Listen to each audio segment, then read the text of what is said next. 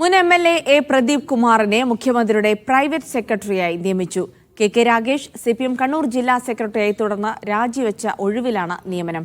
നിർണായകമായ തെരഞ്ഞെടുപ്പുകൾ അടുത്തിരിക്കെ മുഖ്യമന്ത്രിയുടെ ഓഫീസിന് ഒരു ജനകീയ പ്രതിച്ഛായ നൽകാനാണ് പ്രദീപ് കുമാറിന്റെ നിയമനം. പാർട്ടി ഏൽപ്പിച്ച ചുമതല നന്നായി ചെയ്യാൻ ശ്രമിക്കുമെന്ന് പ്രദീപ് കുമാർ പ്രതികരിച്ചു.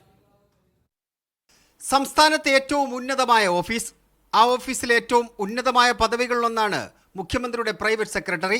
വിവിധ വകുപ്പുകളുടെ ഏകോപനം, മുഖ്യമന്ത്രിയുടെ മുന്നിലേക്ക് എത്തേണ്ട ഫയലുകളുടെ മുൻഗണനാക്രമം നിശ്ചയിക്കൽ തുടങ്ങി ഭാരിച്ച ഉത്തരവാദിത്തങ്ങളുള്ള പദവിയിലേക്കാണ് പ്രദീപ് കുമാറിനെ CPM തെരഞ്ഞെടുത്തിരിക്കുന്നത്. പ്രൈവറ്റ് സെക്രട്ടറിയായിരുന്ന കെ രാഗേഷിനെ കണ്ണൂർ ജില്ലാ സെക്രട്ടറിയായി പാർട്ടി നിയോഗിച്ചതോടെയാണ് പുതിയ പ്രൈവറ്റ് സെക്രട്ടറിയായി പ്രദീപ് കുമാറിനെ നിയമിച്ചത്.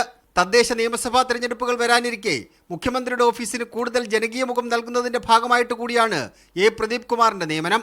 പ്രദീപ് കുമാർ പ്രൈവറ്റ് സെക്രട്ടറി സ്ഥാനത്തേക്ക് എത്തുന്നതോടെ സാധാരണക്കാരുമായുള്ള മുഖ്യമന്ത്രിയുടെ ഓഫീസിന്റെ ബന്ധം കൂടുതൽ ശക്തിപ്പെടുമെന്നാണ് പാർട്ടി വിലയിരുത്തൽ. പാർട്ടി തീരുമാനം ഉത്തരവാദിത്വത്തോടു കൂടി ചെയ്യുമെന്ന് പ്രദീപ് കുമാർ. വളരെ ശക്തമായി പ്രവർത്തിക്കുന്ന ഒരു ഓഫീസ് സംവിധാനം മുഖ്യമന്ത്രിയുടെ ഓഫീസിലുണ്ട്. അപ്പോൾ അവിടെ ഒരു ചുമതല, പാർട്ടി നിയോഗിക്കുന്ന ഒരു ചുമതല അത് മുഖ്യമന്ത്രി തന്നെ അറിയിച്ചിരുന്നു.